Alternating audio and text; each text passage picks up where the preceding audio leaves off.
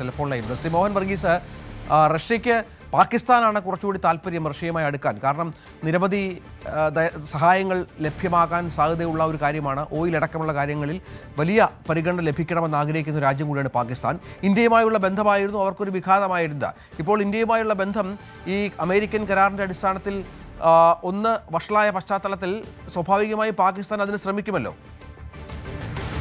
അമേരിക്കയുമായുള്ള ഇന്ത്യയുടെ കരാർ സാധ്യമാകുന്ന അവസരത്തിൽ ജിയോ പൊളിറ്റിക്സ്, പ്രത്യേകിച്ച് ഏഷ്യയിലെ ജിയോ പൊളിറ്റിക്കൽ ഇക്വേഷൻ ആകെ മാറി മറിയുന്ന ഒരു കാഴ്ചയാണ് കാണുന്നത്. അതുകൊണ്ടാണ് എക്കാലത്തും ഭാരതത്തിന്റെ സുഹൃത്ത് രാജ്യമായിരുന്ന റഷ്യ സുഹൃത്ത് ബന്ധമൊന്നും അവസാനിപ്പിക്കുന്നില്ല എങ്കിൽ പോലും കൂടുതൽ മേഖലകൾ തേടേണ്ടതുണ്ട്. റഷ്യയെ സംബന്ധിച്ചിടത്തോളം റഷ്യയുടെ എണ്ണ വിറ്റഴിക്കേണ്ടതുണ്ട്, അതിന് വിപണി കണ്ടെത്തണം. ചൈനയിലേക്ക് തീർച്ചയായും റഷ്യക്ക് എണ്ണ കയറ്റുമതി ചെയ്യാനാവും. പിന്നീട് ഉണ്ടായിരുന്ന ഏറ്റവും വലിയ കയറ്റുമതി ഇന്ത്യയിലേക്കാണ്. ഇന്ത്യൻ കയറ്റുമതി ഏതാണ്ട് പൂർണ്ണമായി നിലയ്ക്കാനുള്ള സാധ്യതയാണ് കാട്ടുന്നത്.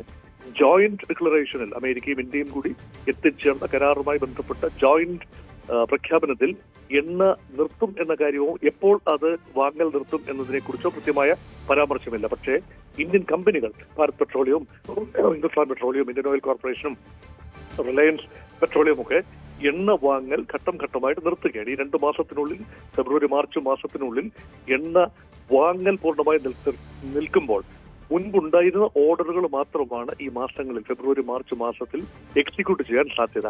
അങ്ങനെ വരുമ്പോൾ റഷ്യക്ക് മറ്റൊരു വിപണി തേടേണ്ടി വരും.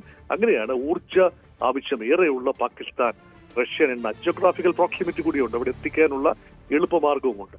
അതുകൊണ്ടാണ് പാകിസ്ഥാൻ വലിയ താല്പര്യം കാട്ടുന്നത്. അതോടൊപ്പം തന്നെ ചേർത്ത് വായിക്കേണ്ട മറ്റൊരു കാര്യം, ഇവിടെ പാകിസ്ഥാൻ ഭീകരവാദത്താൽ പൊറുതിമുട്ടി നിൽക്കുന്ന രാജ്യമാണ്. ക്രോസ് ബോർഡർ ടെററിസം ഒരു വശത്തെ, ആഭ്യന്തരമായി പാകിസ്ഥാനുള്ളിൽ വലിയ സംഘർഷങ്ങൾ നടക്കുന്നു. ബലൂചിസ്ഥാൻ വലിയ സംഘർഷമുണ്ട്. പാകിസ്ഥാൻ രാഷ്ട്രത്തിനെതിരെ തന്നെ വലിയ പോരാട്ടം നടക്കുന്നു. അതുപോലെ ഇസ്ലാമാബാദിൽ കഴിഞ്ഞ 2 ദിവസം മുൻപ് നടന്ന ഒരു ഷിയ പള്ളിയിൽ നടന്ന വലിയ സ്ഫോടനം 31 പേരുടെ മരണത്തിന് കലാശിച്ചു, 167 പേര് പരിക്കേറ്റു. അത് വലിയൊരു കിരാതമായ ആക്രമണമായി റഷ്യ വിശേഷിപ്പിക്കുകയാണ്. സ്വാഭാവികമാണ് എന്ന് തോന്നാമെങ്കിലും ഒരു സ്ട്രാറ്റജിക് ഇൻട്രസ്റ്റ് അവിടെ തീവ്രവാദത്തിനെതിരെ പോരാടാനുള്ള പാകിസ്ഥാന്റെ നിശ്ചയത്തിന് റഷ്യ ഐക്യദാർഢ്യം പ്രഖ്യാപിക്കുന്ന കാഴ്ച കാണുന്നു. അതായത് കൗണ്ടർ ടെററിസം അറ്റംപ്റ്റിന് റഷ്യ പൂർണ്ണമായും പിന്തുണ നൽകും എന്നൊരു പ്രഖ്യാപനം. ഇത് സ്വാഭാവികമായി സംഭവിക്കുന്നില്ല. ഒഴുക്കൻ മട്ടിലൊരു പ്രസ്താവന നടത്തി പോകുന്ന പതിവിന് വിഭിന്നമായി പാകിസ്ഥാൻ നടക്കുന്ന ഈ കാര്യങ്ങളിൽ വലിയ ശ്രദ്ധ റഷ്യ ചെലുത്തുന്നു എന്ന് പറയുമ്പോൾ അത് ഇന്ത്യക്ക് നൽകുന്ന ഒരു വാർണിംഗ് അല്ലേ? ഇത് സ്വാഭാവികമായി നമുക്ക് ചിന്തിക്കാവുന്നതേ ഉള്ളൂ. പ്രത്യേകിച്ച് ഇന്ത്യ അമേരിക്ക കരാർ സാധ്യമാകുന്ന സാധ്യതയിൽ അതിൽ റഷ്യ ഒരു ഫാക്ടറാണ്. ഇത് കൃത്യമായി നമുക്ക് ഇന്ത്യ തുറന്നു പറഞ്ഞില്ല എങ്കിൽ പോലും ട്രംപ് അത് തുറന്നു പറഞ്ഞു കഴിഞ്ഞു. റഷ്യയിൽ നിന്നുള്ള എണ്ണ വാങ്ങുന്നതാണ് അമേരിക്കയ്ക്ക് വലിയ പ്രശ്നമായി വന്നിരിക്കുന്നത്. ഭാവിയിലും റഷ്യയുമായി ഉള്ള എണ്ണ വ്യാപാരം ഇനി ഏതെങ്കിലും രീതിയിൽ പുനരാരംഭിച്ചാൽ 25% പിഴത്തീരുവ വീണ്ടും ഇന്ത്യയുടെ മേൽ വന്നു വീഴും എന്ന നിലയിൽ ട്രംപിന്റെ ഭാഗത്തുനിന്ന് പ്രസ്താവനകളുള്ള സ്ഥിതിക്ക് ഇനി എണ്ണ വ്യാപാരം നടക്കില്ല. ഇനി എണ്ണയിൽ നിന്നും മറ്റു കാര്യങ്ങളിലേക്ക് വ്യാപാരം നിയന്ത്രിക്കപ്പെടുമോ? അതായത് ഇപ്പോൾ ഏറ്റവും അധികം ആയുധങ്ങൾ ഇറക്കുമതി ചെയ്യുന്നത്, ഇന്ത്യ ആയുധങ്ങൾ ഇറക്കുമതി ചെയ്യുന്നത് റഷ്യയിൽ നിന്നാണ്.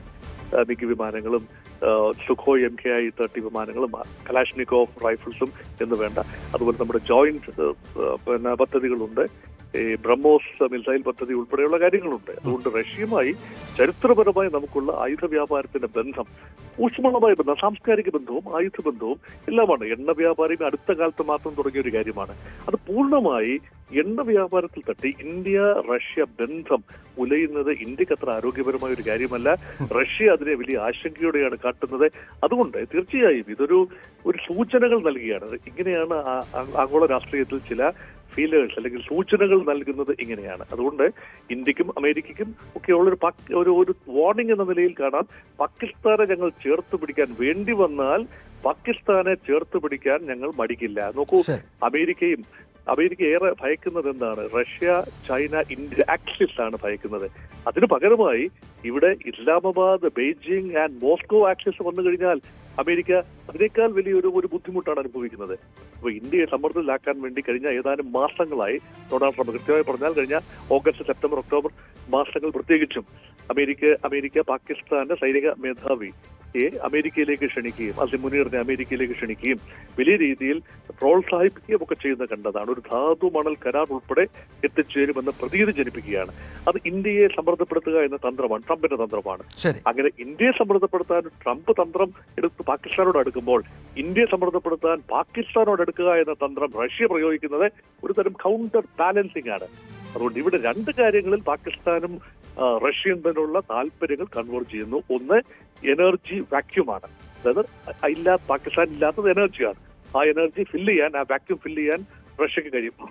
രണ്ടാമത് സെക്യൂരിറ്റി കൺസേൺ ആണ്. പാകിസ്ഥാൻ അമേരിക്ക സംരക്ഷണം കൊടുക്കുന്നില്ല എങ്കിൽ ഏതെങ്കിലും രീതിയിലുള്ള സംരക്ഷണം പാകിസ്ഥാൻ ആഗ്രഹിക്കുന്നു. സ്വാഭാവികമായി അവർക്ക് നോക്കാനുള്ളത് റഷ്യയാണ്.